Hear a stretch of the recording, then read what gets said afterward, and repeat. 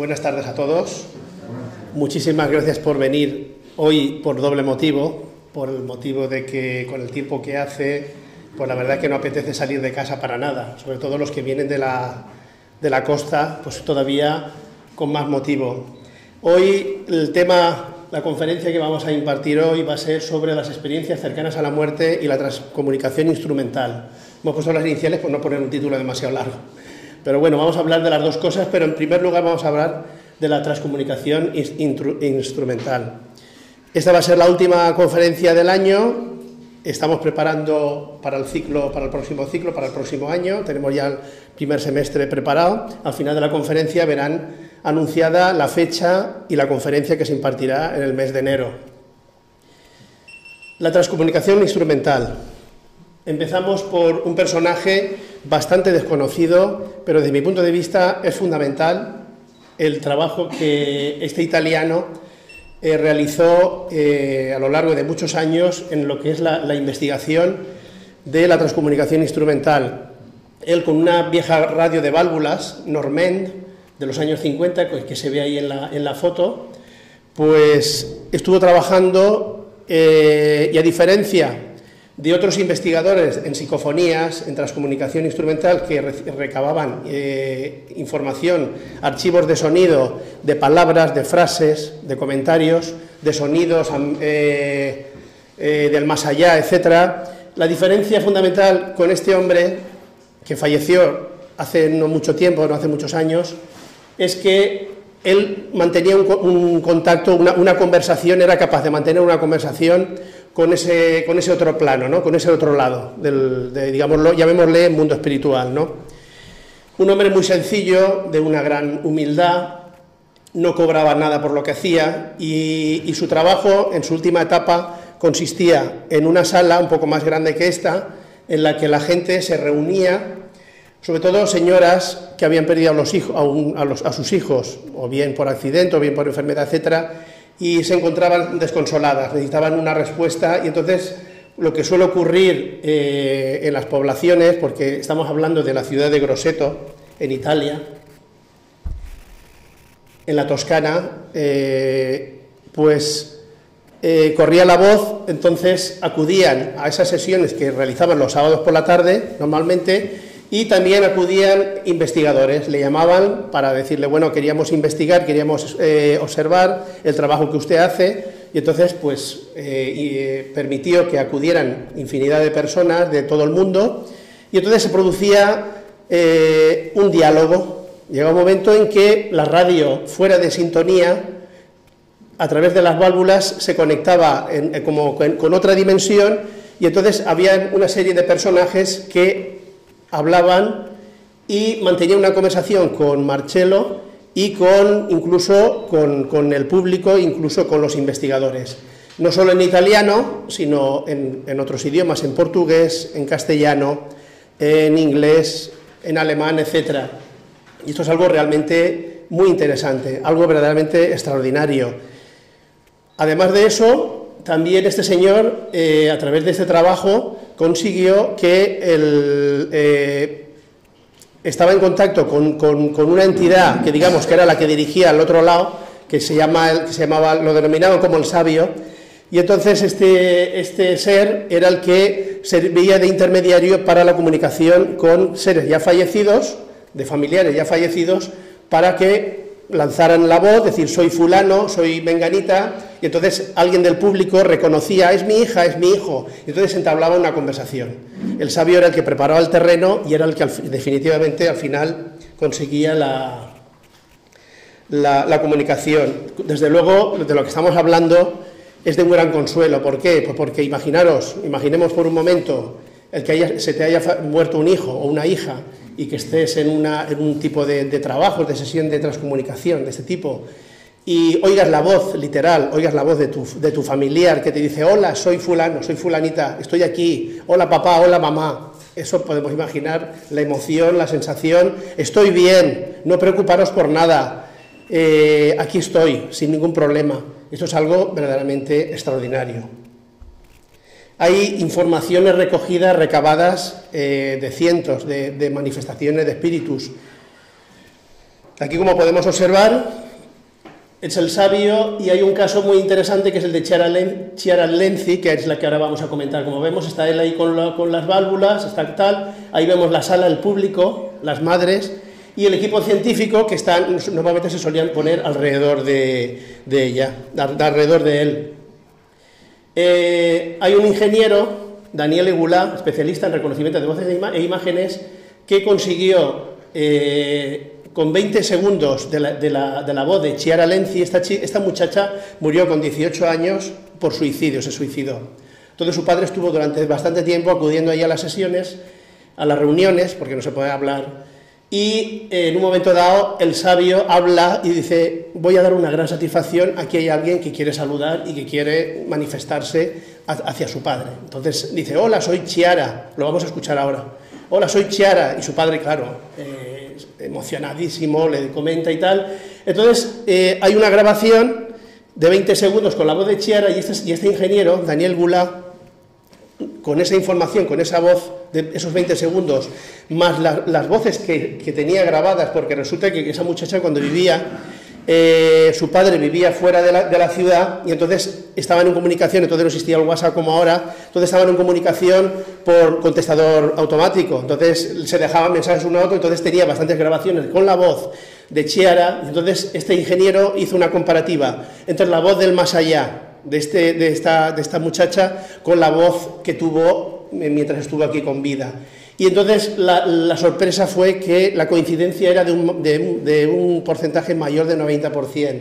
Esto es un porcentaje extraordinario. Esto incluso podría ser constitutivo de utilizarlo como prueba judicial, ¿no? Es algo de una evidencia extraordinaria. Es más, hay más diferencia entre la voz de Chiara cuando tenía 8 o 10 años con la de 18 que con esa voz desde el más allá con las últimas grabaciones que tenía su padre. Vamos a escuchar un fragmento, a ver si lo podemos escuchar, porque es que es muy interesante, porque la voz no es una voz como otras grabaciones que son muy difuminadas, como muy etéreas, como que no parece muy bien. Se le entiende bastante bien la voz del sabio, hace una plática, normalmente él cuando hablaba se dirigía a los investigadores, se dirigía al público, se dirigía al propio Bacci, y eran mensajes normalmente de tipo ético, moral, hablando de otra dimensión, hablando del consuelo, hablando de esperanzas, hablando de una serie de cosas que incluso los mismos científicos a veces lo denotan un poco como esotéricos, ¿no?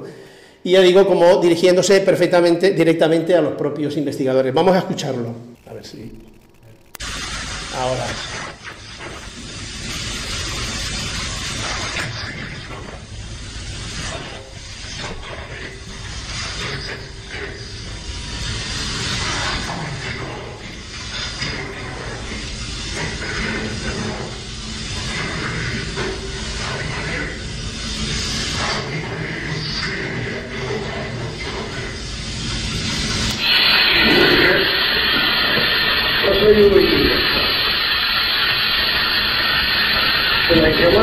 Ecco, questo legame è meraviglioso.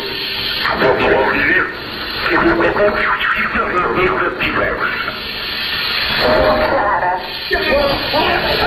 2 anni! Io voglio sapere se tu sai.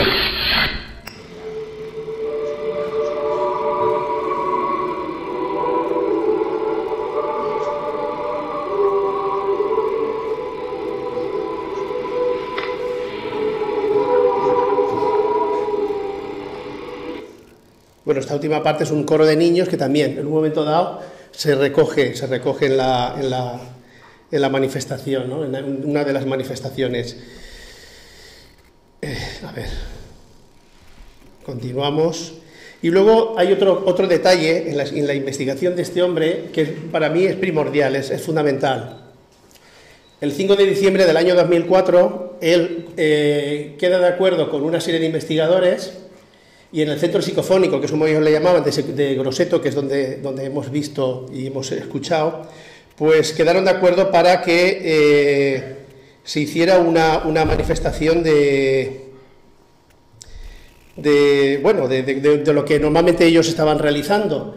Y quedó de acuerdo Bacci con algunos investigadores para que en un momento dado se le retiraran las válvulas de la radio.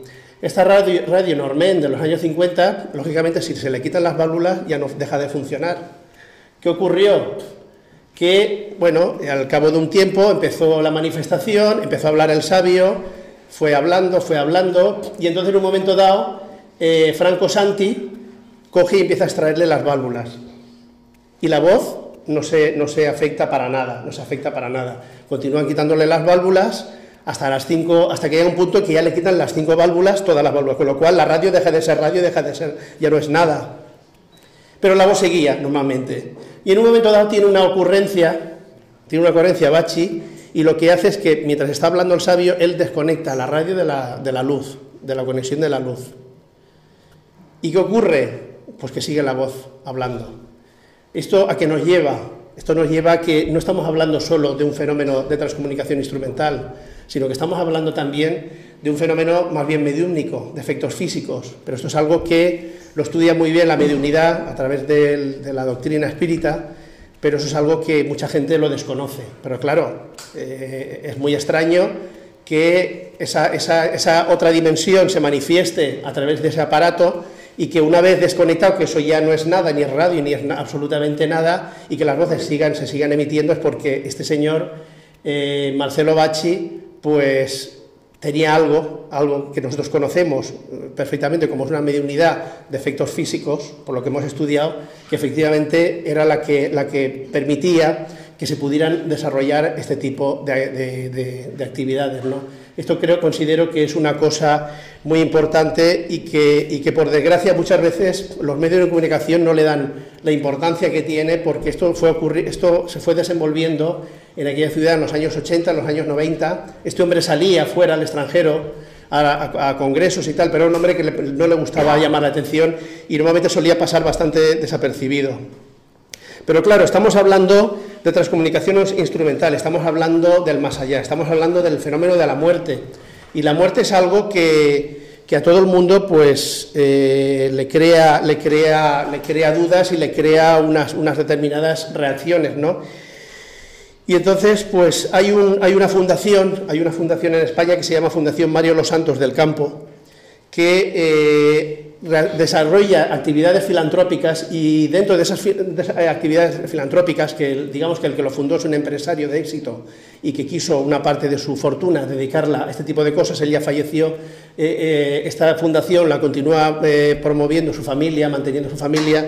¿Y qué ocurrió? Pues que aparte de todas esas actividades filantrópicas que abarcan distintas áreas, hay una de ellas que está especializada en el tema del duelo, de hablar del duelo, de cuando se pierde un familiar, y ellos dan una serie de consejos desde el punto de vista psicológico, por especialistas, con respecto a los niños, el duelo con los niños, el duelo con los adultos, ¿no? Cómo afrontar la muerte en el caso de los adultos y cómo afrontar la muerte en el caso de los niños. Y yo, leyendo esto, vi una cosa que me llamó mucho la atención, porque habla de 4 grupos de edad. Nosotros vamos a hablar solo de los 2 primeros, porque son los que, desde mi punto de vista, los más interesantes. El primero nos dice ese informe, entre los 3 y 6 años, el niño cree que la muerte es reversible y temporal. No existe el concepto de muerte como tal. Vamos a ver, ¿esto qué significa? Significa, desde mi punto de vista, está muy claro, que el niño viene de donde viene de ese más allá, y entonces no tiene una concepción de muerte, porque en realidad la muerte para él no existe, porque es que él viene de allí. Entonces, el niño, aquí claro, ellos desde el punto de vista profesional, psicológico, dicen, el niño cree que la muerte es reversible, no es que lo crea, es que lo sabe, que es reversible, porque él ha venido ya otras veces, y ha venido muchas veces. Y que la muerte es temporal, efectivamente, temporal porque se va, pero va a estar en otro sitio, pero va a volver. O sea, hay un montón de... Y no existe el concepto de muerte como tal. Entonces, en realidad, eso no es un problema o no es una cosa de que, digamos, de deficiencia del niño, sino que es algo innato que ya lleva en sí. Lo único que ocurre es que a lo largo de su vida, a lo largo de los años, a medida que va creciendo, su psicología se va contaminando. ¿Por qué? Pues por los adultos, por lo que los demás le vamos transmitiendo. Y entonces, claro, esa información originaria se va perdiendo y se va contaminando y va adquiriendo pues otros roles de tipo religioso, de tipo materialista, de tipo cualquier otro tipo que le aleja de esa realidad, una realidad que es verdaderamente auténtica. Luego tenemos la otra parte, claro, de los 3 a 6 años, luego 3 años, 3 años después, La muerte despierta la curiosidad sobre el cuerpo y los procesos. ¿Qué pasa con el cuerpo cuando se muere? Es la curiosidad natural de un niño. ¿Qué pasa con el cuerpo?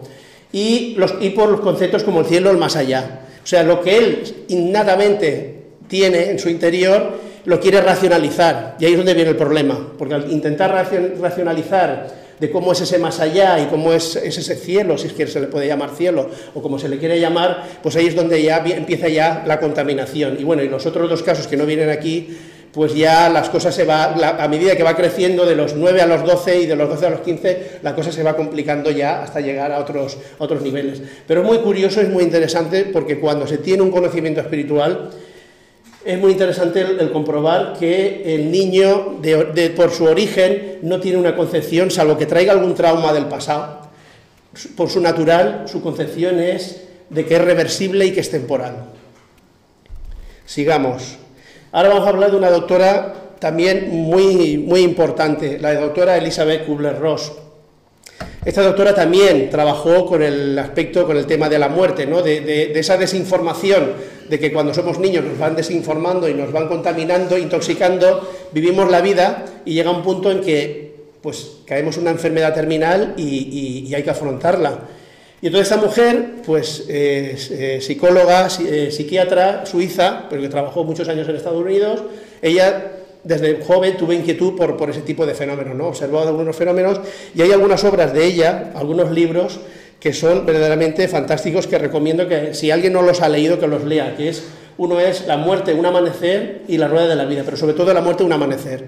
Y entonces ella nos habla de unas determinadas etapas que son por las que la persona, desde el momento en que comprende que está en un proceso de una enfermedad incurable, pues se tiene que enfrentar a estas tres etapas. Son etapas que, dependiendo de las personas, son más cortas o más largas. A lo mejor la depresión es más corta, pero la negación más larga, etcétera. O hay quien todo eso lo pasa de una manera muy sencilla. Entonces ella nos habla de que la primera situación es la de la negación, de que alguien tiene dolores muy fuertes de cabeza, por ejemplo, va al médico y le dice, te hemos hecho unas pruebas y vemos que ahí hay algo que no está claro, te vamos a hacer más pruebas, y entonces comprenden que ahí hay algo que puede ser un cáncer y que tiene metástasis. Entonces dice, no puede ser, entonces dice que esto no puede ser, esto es un error, busca otro médico, esto es que este médico no se entera, busca otro médico y el otro pues le confirma, incluso a lo mejor pues le dice que todavía más, ¿no?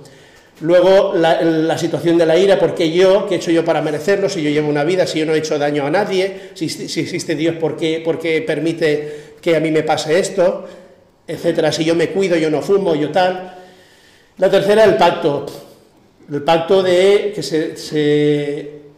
realizar promesas, de decir, bueno, pues al final la realidad te domina y dices, bueno, pues yo, es como una especie de negociación. Pues bueno, si hay un Dios, si hay algo ahí arriba, me acuerdo ahora, antes no me acordaba, pero ahora me acuerdo, ahora que estoy enfermo, pues si hay algo, pues bueno, si hubiera alguna posibilidad, alguna fuga, alguna manera de poder salir de esa situación. Luego ve que va pasando el tiempo, que la situación no se resuelve, y entonces viene ya pues la depresión, y ya pues claro, la materia, el cuerpo físico cada vez está más deteriorado, cada vez más cansado, cada vez con más dificultad, y la última etapa ya es la de la aceptación. Y es muy interesante el trabajo de esta doctora en este campo, ¿no? Y el problema es ese, el problema es que nos identificamos tanto con nuestro cuerpo que no nos podemos imaginar que de otra manera, el tener una conciencia fuera del cuerpo físico es algo que no nos llegamos a imaginar, pero es por propia educación, porque las religiones tienen sus propios clichés y nos hacen que tengamos unas ideas concretas, pero no las racionalizamos. Antes en otra época se aceptaban a pies juntillas, y entonces dice, bueno, es que a mí me han dicho las autoridades religiosas que esto es así, y ellos que saben más que yo, pues debe de ser así, nadie se planteaba nada. Pero hoy día, lógicamente, la gente ya tiene otro nivel, tiene ya otras percepciones, otras cosas, y entonces es lógico que ya se planteen muchas cosas. Y nos educan para vivir la vida material, efectivamente, nos educan para sobrevivir, para estudiar una carrera, para hablar muchos idiomas, para hacer muchas cosas, pero no le encontramos quizás el trasfondo, el sentido último, el trasfondo de lo que realmente hemos venido a hacer, ¿no?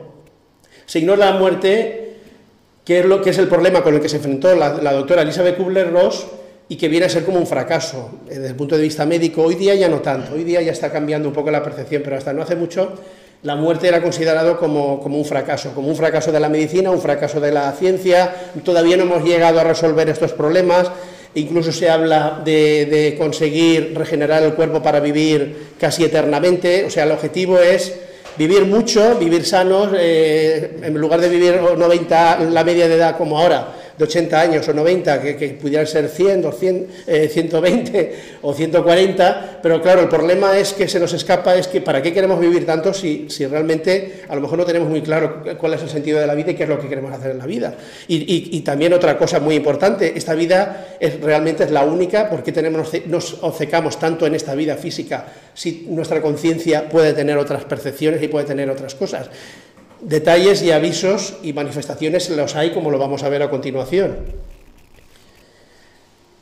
Exacto, esto ya lo hemos comentado, lo de las religiones, y eso, y que forma parte de la fase cultural evolutiva a la que pertenecemos. Estamos en una etapa evolutiva, una etapa cultural que nos contamina en el sentido de que, y no porque le echemos la culpa a los demás, porque en el fondo somos nosotros mismos los que, si queremos buscar respuestas, las podemos encontrar, y hoy día más que nunca, y en todos los frentes, no solo desde el punto de vista filosófico, espiritual y científico. O sea, en todos los campos hay una cantidad de puntos de luz que convergen en un mismo foco, que nos hablan precisamente de eso, de la inmortalidad del alma y de que existe vida después de la vida y de que la muerte no existe. La muerte, como nos leíamos antes en el informe sobre el duelo en los niños, la muerte para los niños no existe, y llegará día que la muerte será simplemente un tránsito, pues como cuando uno se muda de casa, cuando uno se muda de traje o se cambia de ciudad. Será algo totalmente normal y absolutamente evidente.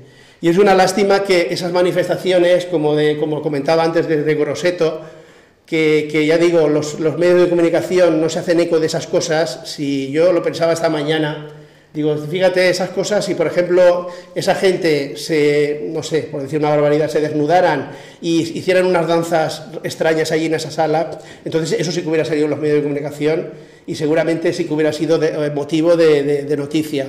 Pero claro, ¿quiénes son los que eligen las noticias que son importantes y para qué? Eso es lo que también un poco deberíamos de plantearnos en esta vida, muchas veces, de lo que nos llega, lo que es importante de lo que no es.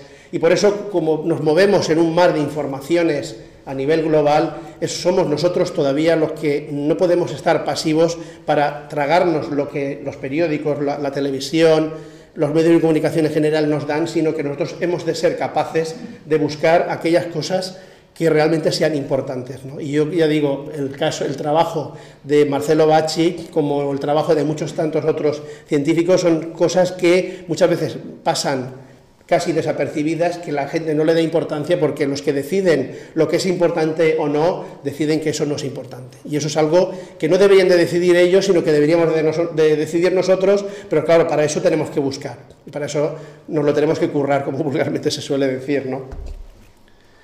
Ese es otro de los grandes personajes, la terminología, experiencias cercanas a la muerte. Su creador fue Raymond Moody. Este hombre tuvimos la ocasión de conocerlo en los años 90 en un congreso que organizó la famosa revista Más Allá, que entonces tenía bastante profusión, y lo conocimos allí, dio una ponencia, el hombre de una gran sencillez. Su conferencia la dio un pantalón vaquero y una camisa, y bueno, le hicimos una entrevista para nuestra revista, se publicó, y ya digo, una persona de una gran sencillez. Él también investigó, fue uno de los pioneros.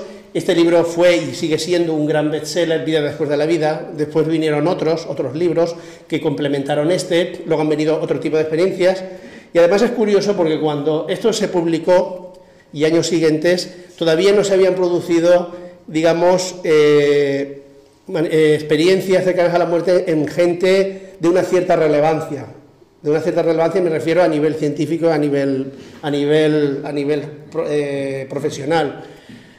Y entonces quizás mucha gente podía pensar, bueno, es que este señor, pues bueno, esta señora tiene alucina y tal, pero claro, como vamos a ver después, cuando se trata de un neurocirujano, el que ha tenido la experiencia y da un paso al frente, y dice, señores, yo he vivido esto, y no tengo ningún problema en reconocerlo, eso ya duele, eso ya es algo que es para planteárselo. Y este hombre, Raymond Moody, llegó a una conclusión, tras muchos años de investigación, llegó a una conclusión muy interesante.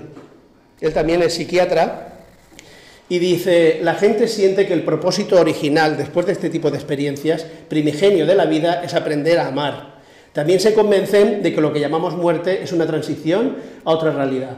O sea, por un lado ya nos está hablando, lo que hemos hablado al principio, de que la muerte en realidad no existe, y que el propósito original es aprender a amar, pero un amor que no es un amor material, es un amor espiritual, y eso es algo también, ya digo, muy, muy importante. Si hacemos un análisis de lo que son las primeras manifestaciones de experiencias cercanas a la muerte en la historia, nos damos cuenta que uno de los primeros registros que se tienen lo encontramos en el libro de Platón, en la República, cuando nos habla del Vito de Er, cuando nos habla del caso de un soldado que cuando muere en la batalla este soldado, iban a recoger los cuerpos de los fallecidos, ya llevaban allí pues por lo menos 10 días, estaban empezando la descomposición, pero sin embargo observan que el cuerpo de Er pues permanece intacto.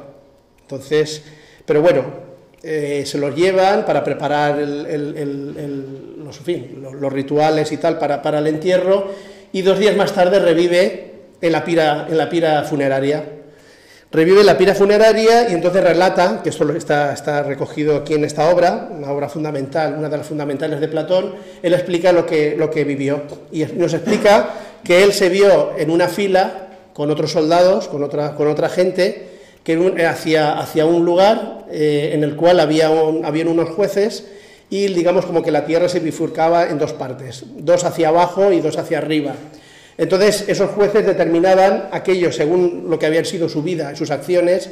Si habían obrado bien, esos les ponían un cartel delante en la cual ponían los motivos por los cuales los jueces habían decidido que debía de ir al cielo, por sus virtudes y por sus buenas cualidades, por sus buenas obras, y los que habían obrado mal, esos iban hacia abajo, hacia, digámoslo así, hacia el infierno.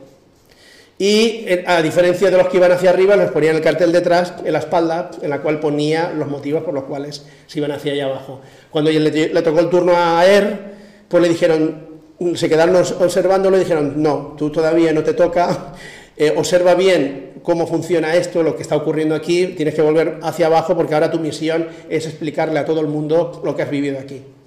Estamos hablando de una obra, estamos hablando del siglo IV antes de Cristo, estamos hablando de una obra fundamental, ¿no? Fundamental de Platón, y que se pierde en la oscuridad de los tiempos. Ahora seguimos con el viaje y ahora nos vamos a Holanda. Ahora nos vamos con Pim van Lommel, es otro cardiólogo que también en el año 2001 publicó en la revista The Lancet, que es una de las revistas más importantes a nivel científico mundial.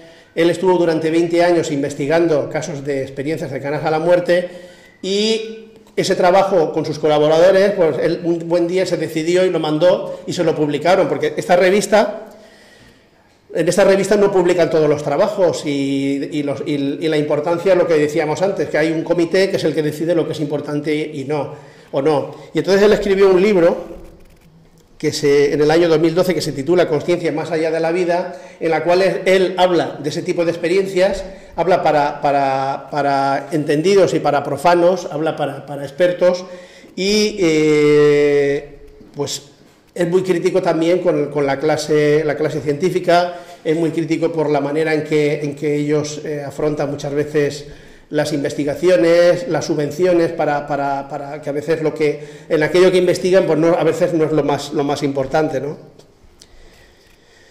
Y entonces el doctor Van Lommel nos dice: una experiencia cercana a la muerte es simultáneamente una crisis existencial y una intensa experiencia de aprendizaje. Tras una experiencia cercana, la gente cae en la cuenta de que todo y todos estamos conectados, de que cada pensamiento tiene su impacto en uno mismo y en los demás, y de que nuestra conciencia sobrevive a la muerte física.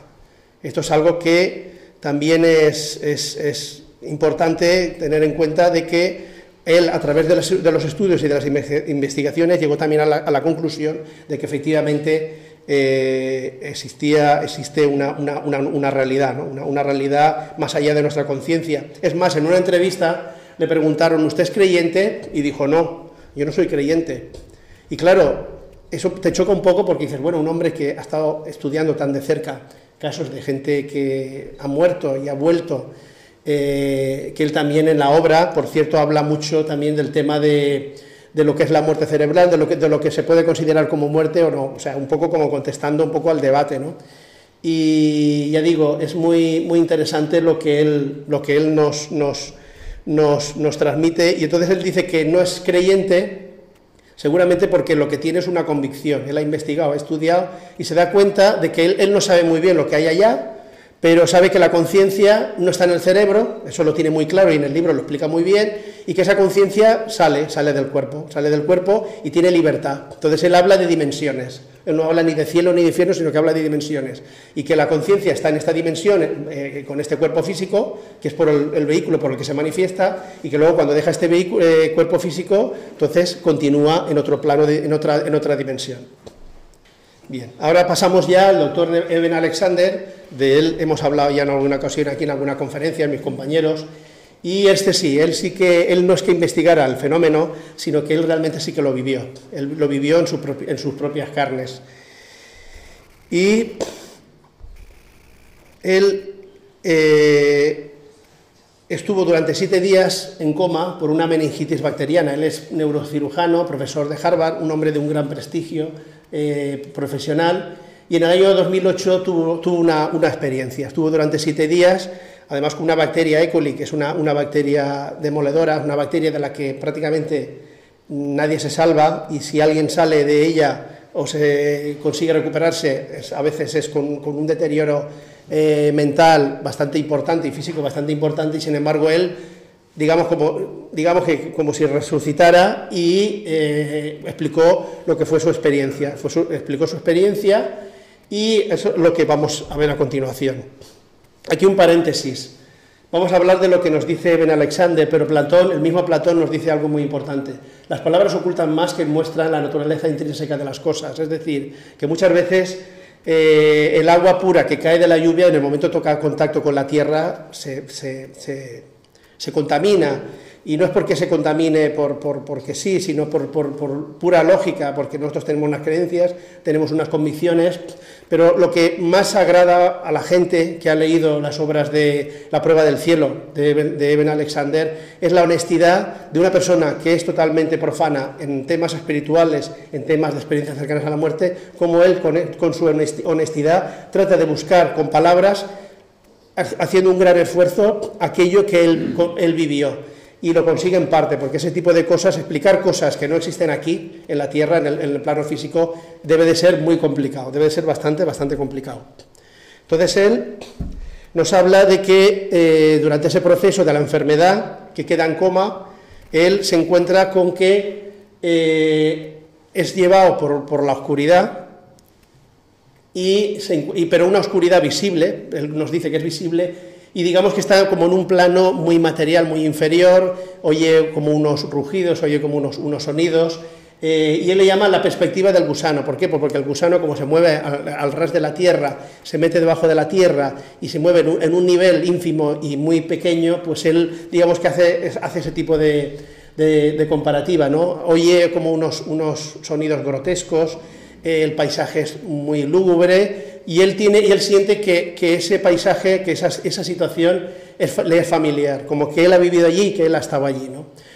Él va observando, va comprobando, hasta que llega un punto en el que hay algo que lo va sacando paulatinamente de ahí, y entonces como una luz pura, y entonces se encuentra con un nuevo paisaje, con una nueva realidad, lo otro ha quedado fuera, y él ya empieza a ver un paisaje verdaderamente hermoso. Y por el tema de las palabras, por lo que decía de las palabras, por lo difícil que a veces resulta explicar, a mí me llamó mucho la atención cuando explica el ser de luz, por llamarlo así, la entidad que lo recoge y lo saca, y le lanza una mirada, y entonces él, para describir lo que es un amor espiritual, que no tiene nada que ver con un amor material, dice, esa chica me lanzó una mirada de amor puro, no romántica, ni amistosa, algo muy superior. Y ella entonces le habló de una serie de cosas que son fundamentales y que las vamos a analizar ahora un poco a la luz de un poco el conocimiento espiritual y tal, ¿no? Pero es muy curioso, porque dice que es un amor muy distinto al amor que él había conocido, ¿no? Que podía haber sentido, que se podía haber imaginado. Es muy interesante. Otro paréntesis, tenemos que hacer un paréntesis antes de explicar lo que este espíritu le transmite. Hay algo que es muy importante, muy interesante, porque es que en el libro de los espíritus, Allan Kardec nos habla del éxtasis. Y ahora entenderéis el por qué esto aparece así de repente. Y nos dice, en el éxtasis, a diferencia del sonambulismo y del sueño, penetra en un mundo desconocido, en el de los espíritus etéreos, con los cuales se comunica, sin poder empero traspasar ciertos límites que no podría franquear sin romper completamente los lazos que le unen al cuerpo. Un estado resplandeciente, todo nuevo, la rodea, armonías desconocidas en la tierra la arrebatan y la penetra un bienestar indefinible. Disfruta por anticipado de la beatitud celeste y puede decirse que pone un pie en el umbral de la eternidad. Esto que nos explica Allan Kardec hace 150 años es un poco el resumen de lo que son las experiencias cercanas a la muerte. Cada cual que ha vivido una experiencia de este tipo, pues tendrá unos matices, tendrá otros, porque no en todos los casos son igual. Pero esto es una explicación genérica, pero sin embargo, esa explicación lo vincula al tema del éxtasis. Y esto es muy interesante, porque el éxtasis, ¿qué es una persona que tiene un éxtasis? Un éxtasis es cuando una persona tiene una espiritualidad, cuando la persona ha hecho un trabajo interior, cuando en un momento dado de su vida y a través de su esfuerzo, como el caso de Santa Teresa de Jesús, San Juan de la Cruz y tantos otros, hay un punto en el cual se sienten como arrebatados y empiezan a vivir por anticipado aquello que seguramente les corresponderá en su momento. Pero sin embargo, en el caso de Ben Alexander era un hombre material, vivía la vida material, no es que fuera mala persona, pero en el caso de él, como muchos otros, es gente que lleva una vida totalmente normal y de repente, ¡pum!, se encuentran con eso. Esto sí, cuando hemos hablado, como os acordaréis, hablamos creo que fue en el mes de abril o por ahí, hablamos sobre el tema de la mediunidad, no sé si os acordaréis, hablamos de dos tipos de mediunidad, la mediunidad natural y la mediunidad de prueba. Esto quizás sería un poco de lo mismo. El éxtasis sería un poco como la mediunidad natural, sería un poco como estas características que explica Allan Kardec, esa vivencia, sería un proceso natural en aquellos que se lo han ganado y en aquellos que tienen un nivel espiritual que se lo permite. En otros casos sería algo como una prueba entre comillas, en el sentido de que es una oportunidad, es un paréntesis que le abren en su vida para decir, oye, olvídate de lo que crees, olvídate de lo que has vivido y date cuenta de que hay cosas mucho más importantes. Y es un paréntesis, son personas que no son ni mejores ni peores que nosotros. Y eso es muy interesante. Cuando lo leía, el éxtasis, y nos hace toda esta descripción, básicamente es una descripción genérica de lo que, sin entrar en detalles, porque además Allan Kardec no era precisamente muy dado a ese tipo de detalles de tipo espiritual, que tampoco no aportan nada, pues es muy, desde luego, ya digo, es muy interesante. Por esa afinidad, por esa similitud, mejor dicho, que hay entre estos casos del éxtasis, experiencias cercanas a la muerte, con lo que es la mediunidad natural, lo que consideramos como mediunidad natural, con lo que es la mediunidad de prueba. Ahora vamos ya con el mensaje, con esta persona, con este ser de luz, con este ser que le transmite ese amor puro y le lanza un mensaje, pero no le habla, se lo transmite, y él lo vive, lo que ella le está transmitiendo. Y le lanza las siguientes ideas profundas. Os aman y aprecian profunda y eternamente. Las vamos a ir analizando un poco. No tenéis nada que temer. Nada de lo que hagáis puede ser malo y somos extraordinariamente importantes. Esos son, digamos, los 4 pilares que a él se le quedaron muy claros y sobre los que él ha estado dando conferencias y los que él ha ido desarrollando, ¿no? Aparte de explicar su propia experiencia. Vamos con la primera parte. Os aman y aprecian profunda y eternamente. ¿De qué nos está hablando? Nos está hablando de la ley del amor, de la ley universal del amor, la ley que es la que nos hace que estemos en el mundo y que la vida tenga realmente un sentido. Es el gran motor del mundo, aunque todavía no seamos capaces de percibirlo y aunque vivamos muchas veces en los egoísmos y en las pasiones humanas. Pero es la gran ley del amor de la que nos habló el Maestro hace 2000 años y en la que se basan todas las religiones, la ley del amor. Y el mensaje es muy claro: os aman y aprecian profunda y eternamente.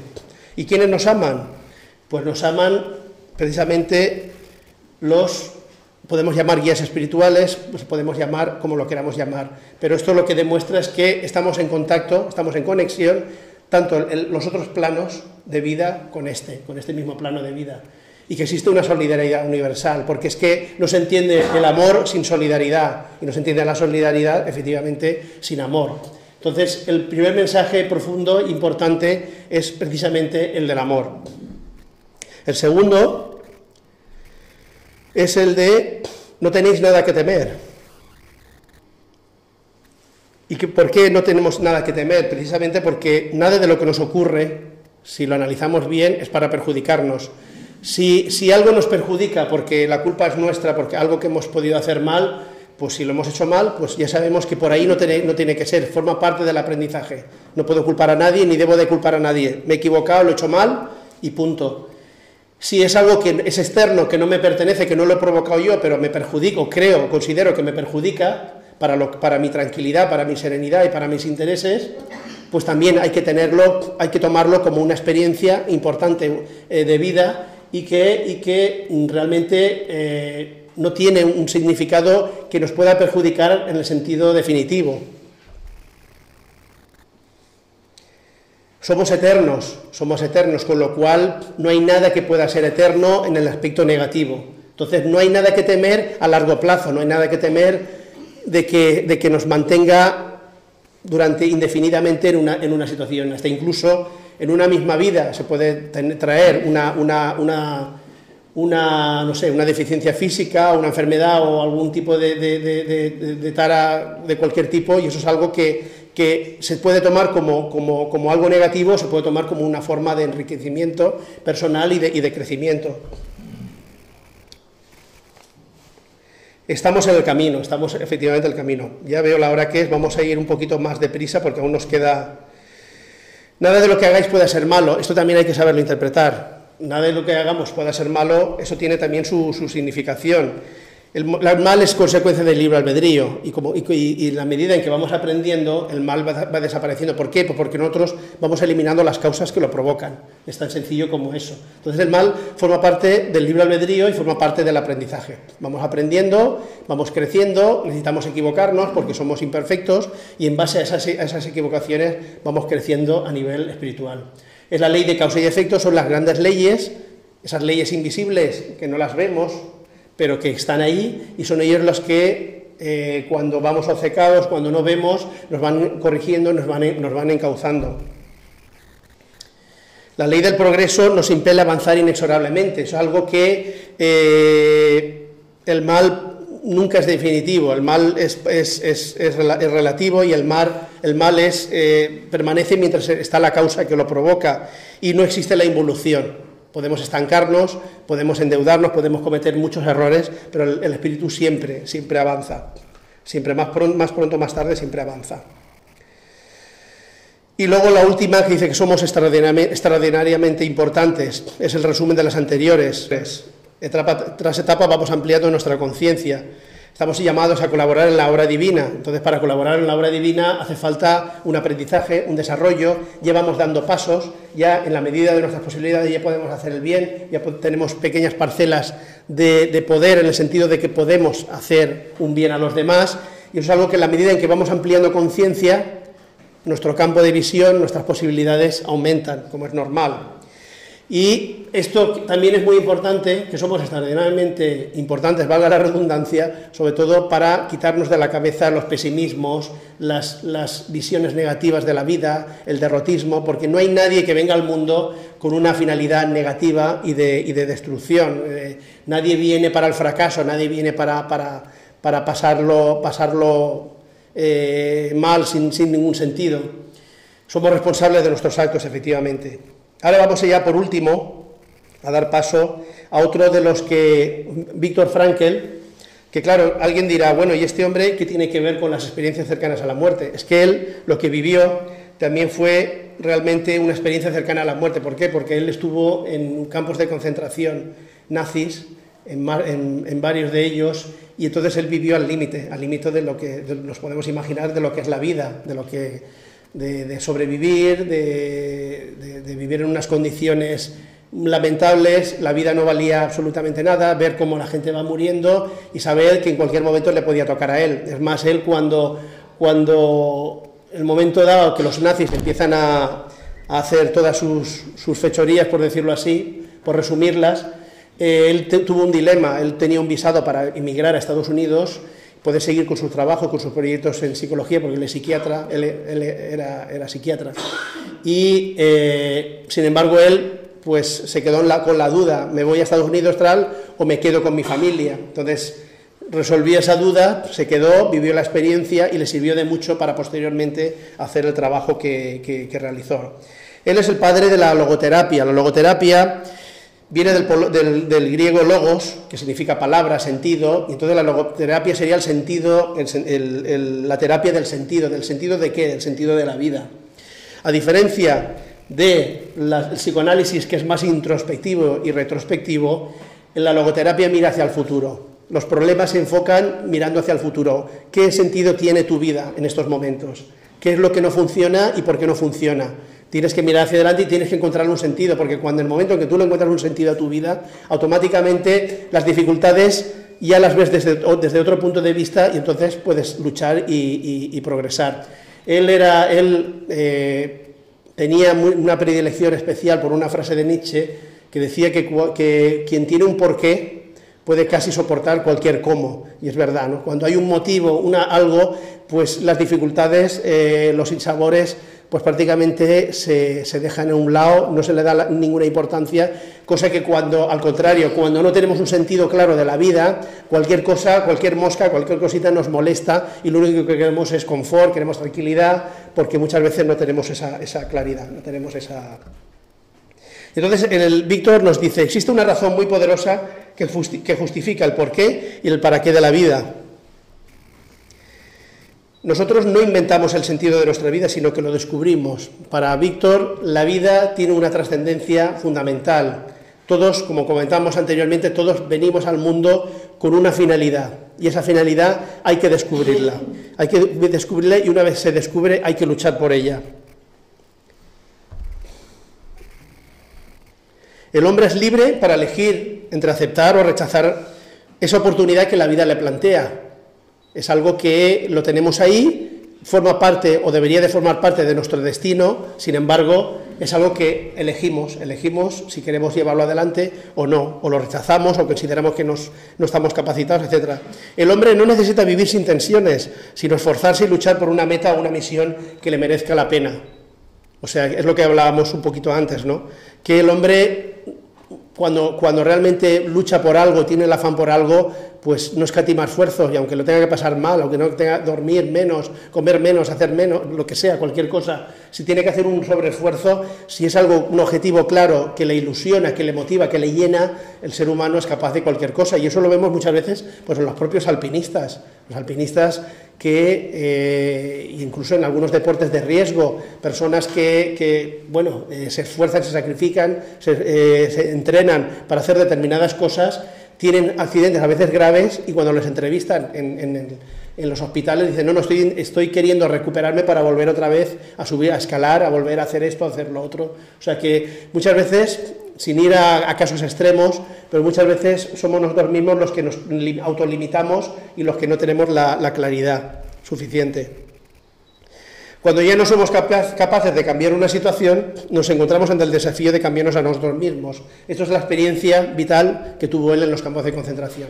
Él no podía cambiar lo que había alrededor, se aferraba a lo que él creía, lo que él sentía, lo que él creía, y él veía como mucha gente caía a su alrededor. ¿Por qué? No porque le faltaran fuerzas, sino porque habían perdido la esperanza. Y el momento que perdían la esperanza eran como un abandono. Es más, él cuenta en el libro El hombre en busca de sentido, que es otro gran bestseller. Él explica su experiencia y él dice que hay gente que llega a un punto, había muchos que llegaban a un punto en el que ya se habían cansado de luchar, entonces abandonaban. Si por la mañana tenían que salir a pasar lista y a los trabajos forzados, no salían, se quedaban allí, no comían ni nada, abandonándose para hasta la muerte. Otros iban directamente, se suicidaban, se iban hacia las alambradas electrificadas para matarse, ¿no? Y eso es algo que los nazis, pues cuando alguien entraba en ese estado, pues decían que estaba prohibido tocarlos, había que dejarlos que murieran por su natural. Y ya pasamos a las conclusiones de todo lo que hemos estado viendo, y estamos hoy día en un momento realmente cumbre en la humanidad. La muerte como tal no existe. Hay expertos, hay investigaciones, hay muchísimas señales en todos los campos. Aquí se ha explicado en conferencia, nuestro compañero Antonio nos ha explicado desde el punto de vista científico lo que la física cuántica nos está demostrando sobre la vida después de la vida, sobre la conciencia. Son muchos los elementos que convergen, como decía antes, en un punto de que la muerte no existe, y estamos en ese momento crucial, ¿no? Que tenemos que tomar decisiones, tenemos que asumir compromisos y responsabilidades. La ciencia, la filosofía y los fenómenos mediúmnicos también nos acercan más que nunca a esa realidad incontestable. Tanto la transcomunicación instrumental como las experiencias cercanas a la muerte nos dan un mensaje en claro: la inmortalidad del alma, la vida después de la vida, y que ésta tiene un sentido trascendental y superior. Y por último, podemos negar la realidad, vivir distraídos. Sin embargo, cada vez son más las voces que nos invitan al cambio de enfoque, a que esos valores que se encuentran en estado latente se desarrollen, llevándonos al éxito y a la plenitud. Esto es realmente quizás la conclusión de todo este abanico que hemos ido desarrollando, hemos estado viendo. Ha sido quizás un poquito denso. Hemos hablado de la transcomunicación instrumental de Bachi, hemos hablado de Ben Alexander, hemos hablado de la doctora Elizabeth Kubler-Ross, porque es que mi idea era precisamente en este tema lanzar una serie de pinceladas sobre este tipo de personajes. Hay muchísimos más, pero no me he querido entretener, he querido recoger quizás los más importantes, y que esa información se puede encontrar por internet. Yo le aconsejo que lean la bibliografía que he expuesto aquí, tanto de unos como de otros, porque realmente es algo muy, muy interesante. Pero al final de lo que se trata es de que todas estas cosas, todo este conocimiento nos sirva de algo, nos sirva para que cada día podamos ser mejores, para que cada día podamos crecer espiritualmente, y que sepamos aprovechar el tiempo precisamente buscando respuestas y buscando el mejor camino que nos pueda llevar hacia la plenitud y hacia la felicidad, ¿no? Pues nada, pues muchísimas gracias por la atención, y ya me pongo a vuestra disposición para las preguntas que queráis formular.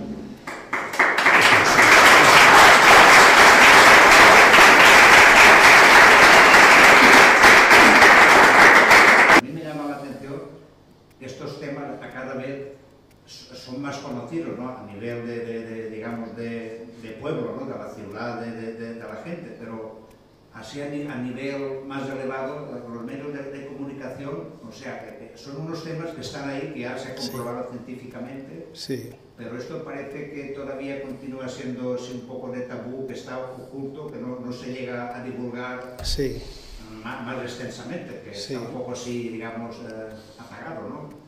Sí, pero es que son los prejuicios. Entonces, no sé, esto es una realidad, y es una pena que no se divulgue más.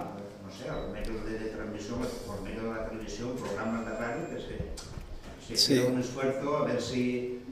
yo estaba pensando de esto del Congreso Espírita que se ha hecho aquí en España, ¿no? Sí, en Calpe, el último. Pues a ver si por medio de ese Congreso se divulgasen más estos temas.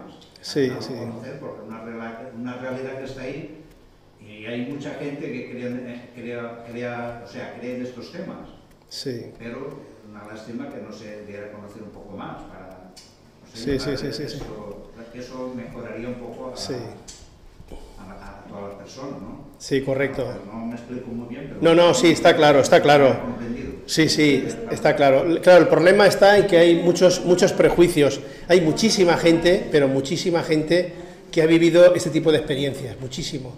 Lo que pasa es que la gente se lo calla por prudencia. ¿Por qué? Porque no todo el mundo está receptivo. De la misma forma que estos doctores que hemos mencionado, pues son personas receptivas, comprensivas, que escuchan. Hay otros que no, que cuando les explican este tipo de fenómenos, pues poco menos que le dicen, usted está loco o usted está loca, esto son cosas de su imaginación, y lo rechazan de una forma que, claro, a la gente le hiere un poco su amor propio, y eso es algo que sí, que efectivamente ocurre, pero eso es algo que está ahí como un trasfondo, es como un agua que está subterránea, que hay mucha agua subterránea pero no sale a la superficie, y eso llegará día que cada vez tendrá que salir con más energía, tendrá que salir a la superficie porque no tiene lógica. Y mira, hace poco estaba viendo por YouTube una conferencia de una señora que ha estudiado el tema de las experiencias cercanas a la muerte, y digo, bueno, pues voy a escuchar la conferencia y digo, a ver si me aporta alguna cosa para la que tenía que dar yo hoy.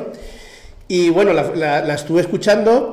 Y fue curioso porque la mujer tenía una cantidad de datos impresionante. Había viajado por todo el mundo, había estado en Sudamérica, se había recorrido España, los pueblos, porque le habían mencionado de casos de gente que ella está convencida, y es real, es verdad, no lo hemos mencionado aquí, de que mucha gente que ha vivido una experiencia cercana a la muerte luego se le despierta una facultad paranormal.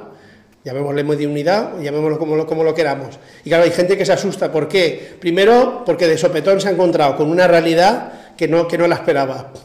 A lo mejor ha sido un accidente de moto, un accidente de coche o un infarto, y se ha visto con una realidad que no la estaba esperando, que es una prueba, desde mi punto de vista es una prueba. Y por otro, pues que no saben muy bien eso, qué significado tiene y qué sentido tiene.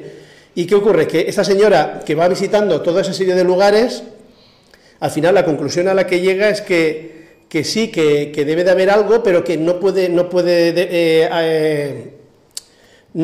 afirmar contundentemente nada sobre el tema, porque claro, es que no está totalmente confirmado, no está totalmente demostrado. Y eso, claro, eso lo que me lleva a pensar es lo siguiente: hay personas que, como el caso de esta chica que ha escrito un libro, que tiene un prestigio, o un cierto prestigio, o ella considera que tiene un cierto prestigio, entonces claro, la gente lo que le tiene muchísimo miedo es a las etiquetas, un miedo terrible, y sobre todo cuando se tiene un cierto nivel, un cierto estatus, sea profesional, sea académico, sea del tipo que sea, pues claro, mojarte en algo, pues ya automáticamente te etiquetan. Ah, mira, es que ese cree en el más allá, es que ese cree tal, es que ese es creyente, es que ese es tal. Y eso la gente no, la gente prefiere ser aséptica, porque así parece que es como más profesional, como es más. Entonces, claro, yo estaba escuchando a esta chica la cantidad de datos y de evidencias aplastantes, mucho más de lo que hemos explicado aquí, y sin embargo luego decía, bueno, yo no sé eso lo que será.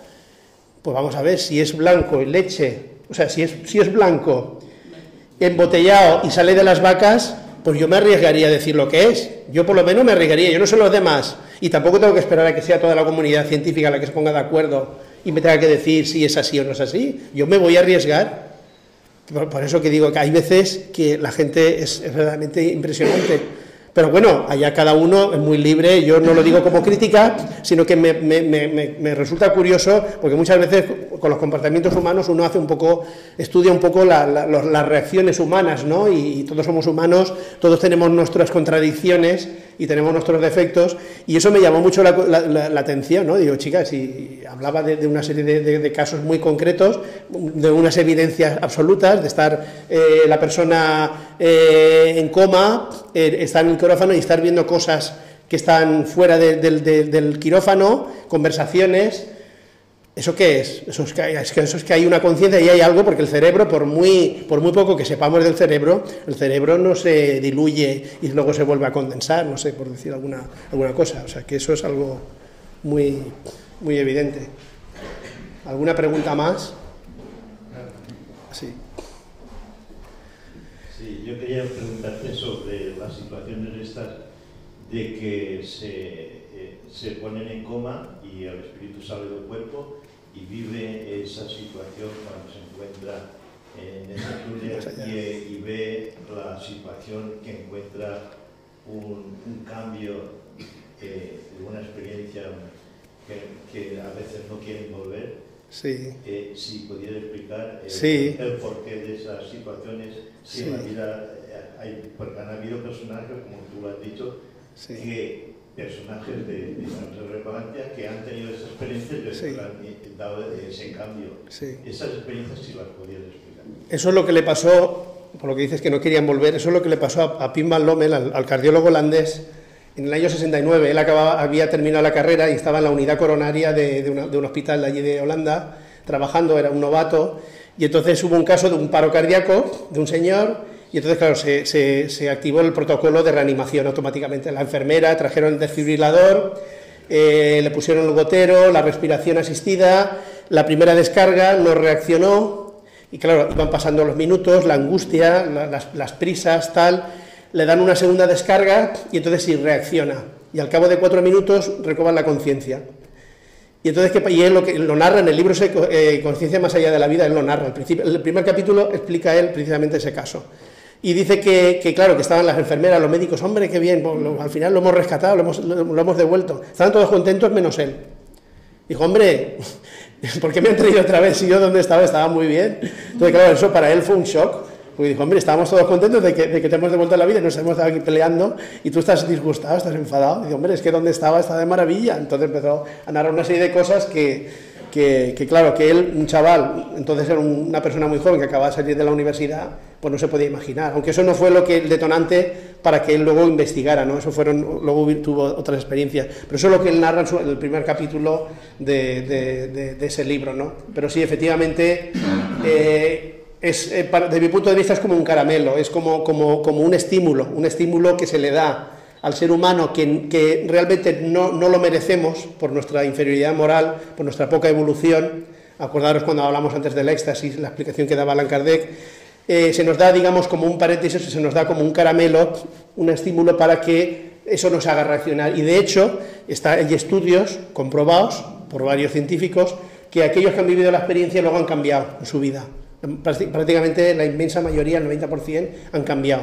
Y han tenido ya una percepción de la vida mucho menos materialista, más espiritual, más trascendental, ya con otros parámetros, con otra manera de ver las cosas, y eso es algo que eso está comprobado y eso está estadísticamente y científicamente comprobado. No todas las experiencias son iguales, o sea, no todos ven ese cielo o ven esa luz, hay experiencias también negativas, por alguna razón, pero hay experiencias negativas que ven cosas muy desagradables y eso también provoca una reacción en el paciente, en la persona que ha vivido esa situación, lo cual nos lleva a pensar que no son situaciones arbitrarias, las experiencias cercanas a la muerte no son situaciones arbitrarias, sino que tienen un por y un para qué.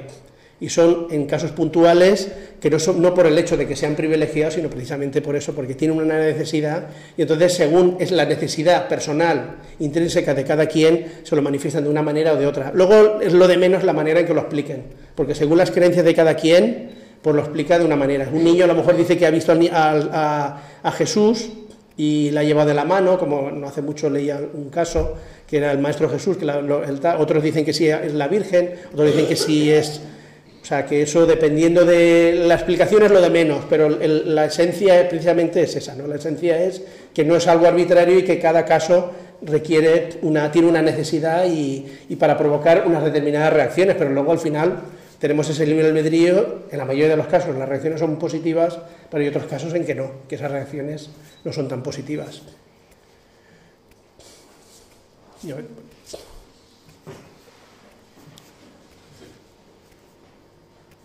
Enhorabuena. Muchas gracias. Quería preguntarte si puedes hacer más extensiva el por qué tenemos tanto miedo a la muerte. Sí, pues yo creo que son por cuestiones, por lo que hemos comentado, por cuestiones con connotaciones culturales, por connotaciones de educación. Nadie nos educa para la muerte, porque lo vemos como algo lúgubre, como algo negativo. Y eso es algo que, como muchos, nos dan una serie de teorías de que después de la muerte puede haber esto, puede haber lo otro, pero como cosas muy, muy vagas y muy diluidas, ¿no? Muy poco concretas, ¿no? Y eso es algo que es consecuencia, desde mi punto de vista, del momento evolutivo, como hemos comentado antes, en el que nos encontramos, evolutivo y cultural.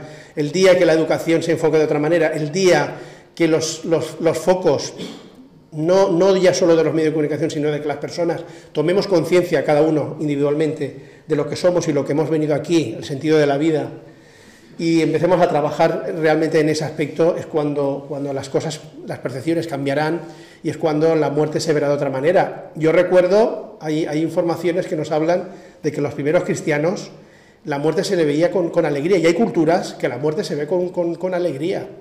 Y incluso hay pueblos que tienen una cultura reencarnacionista y todos están, y luego están, y dicen, bueno, pues ha muerto el abuelo o ha muerto la abuela, a ver en qué va a reencarnar, si va a reencarnar en hijo tuyo y tal, y hay un poco como quinielas, a ver dónde, pero con un motivo de satisfacción, de alegría. Y eso es algo que hoy día es residual, forma parte de la historia, como comentaba, de los primeros cristianos en algunas culturas, pero sí llegará un día que será genérico, y no dependerá de una religión o dos, sino que será algo de común de todas las religiones y formará parte de la educación cultural del ser humano. Entonces la muerte se verá desde otra perspectiva totalmente distinta, pero eso es algo que mientras llega, pues cada uno de nosotros tenemos que labrar nuestro huerto, no tenemos que labrar nuestro campo y caminar por nosotros mismos. No podemos esperar a que sean los demás los que nos digan, porque al final somos nosotros mismos, tenemos capacidad para ello y preparación tenemos, y si no la tenemos la podemos buscar para saber lo que debemos de hacer y porque en realidad la vida es eso, la vida es prepararse para morir. Y eso no significa que una derrota o significa el menosprecio de la vida, sino precisamente porque como vivimos para morir, pues hay que aprovechar todavía más el tiempo, y eso nos lleva a otro tipo de reflexiones filosóficas, espirituales, que nos tienen que servir de ayuda. No decir, uy, es que siempre hablando del más allá, como dijo un psicólogo en una conferencia en Alcalá de Henares, en el congreso que estuvimos allí, que decía, hombre, tanto hablar del más allá, y dicen, ven chico, veniros para acá. Fue muy gracioso por eso, ¿no? Porque había que tener más los pies en tierra, pero no por el hecho de que pensemos en la muerte o en el concepto de la muerte, y no porque pensemos en las cosas espirituales, no significa que no tengamos los pies en la tierra. Eso significa muchas veces todo lo contrario, tener los pies todavía más sólidos en la tierra, porque sabes lo que uno está haciendo, ¿no? Sí, Antonio. Hay un caso de una chica en Italia que iba con sus padres en el coche y tuvo un accidente. Y al atenderla a ella en el hospital, salió hablando en alemán. Y la chica, pues era una chica italiana, era un matrimonio italiano. Pero bueno, yo eso, vamos, lo dejo por sentado. Yo lo que quiero decir es que aquellas lenguas que son ya muertas, ahí es donde yo quiero un poco profundizar ahí, y para eso ya te lo pido a ti, que lo ilustres más. Sí, bueno, en realidad, claro, como hemos vivido muchas vidas, toda esa información está en el subconsciente. El subconsciente, que es el ser, el espíritu ha vivido muchas vidas. Nosotros estamos ahora en este cuerpo físico y nos llamamos de una forma determinada, pero no somos. Ni tú eres Antonio, ni yo soy José Manuel. Yo estoy en José Manuel. Ayer fui Antonio a lo mejor y mañana seré otra cosa. Y entonces, claro, esa realidad es la que nos lleva a que hemos ido acumulando una información, un conocimiento en otras vidas, que claro, que eso en un momento dado, como le ocurrió a esa chica, pues empezó a hablar un idioma que seguro que ella hablaba en la última vida, seguro. Y claro, hasta que ya otra vez se reajusta, el perispíritu se reajusta, y entonces ya empieza otra vez a recuperar la normalidad y volver a su vida normal, pero no es el primer caso ni el único caso. Y lenguas muertas, claro, lenguas muertas pues ya es retrotraerse a una época, a existencias ya muy anteriores, ¿no? Pero pueden ser existencias que a lo mejor han marcado mucho a un espíritu que ha tenido varias existencias en un mismo país, con una misma lengua, y eso en algún momento dado, por alguna circunstancia, se le haya podido manifestar. Pero eso es algo que nosotros sobre eso tenemos la información de cuando estuvo yo Pío de Almeida Prado aquí en Villena, y él cantaba mediúmnicamente, pero no era él, era el mundo espiritual, y pasaban a veces espíritus que cantaban en lenguas muertas, a lo mejor en inglés arcaico y en idiomas incluso que habían desaparecido, de continentes ya desaparecidos. Claro, eso no es comprobable, porque lo que no existe, pero hay idiomas que sí que son comprobables, porque un inglés arcaico, eso es demostrable y se puede estudiar, y hay otros idiomas que sí que se pueden estudiar, pero eso es algo que está ahí en el, por decirlo de alguna manera, en el subconsciente colectivo, porque son cosas que las hemos vivido nosotros. Nosotros hemos sido los protagonistas de esas etapas.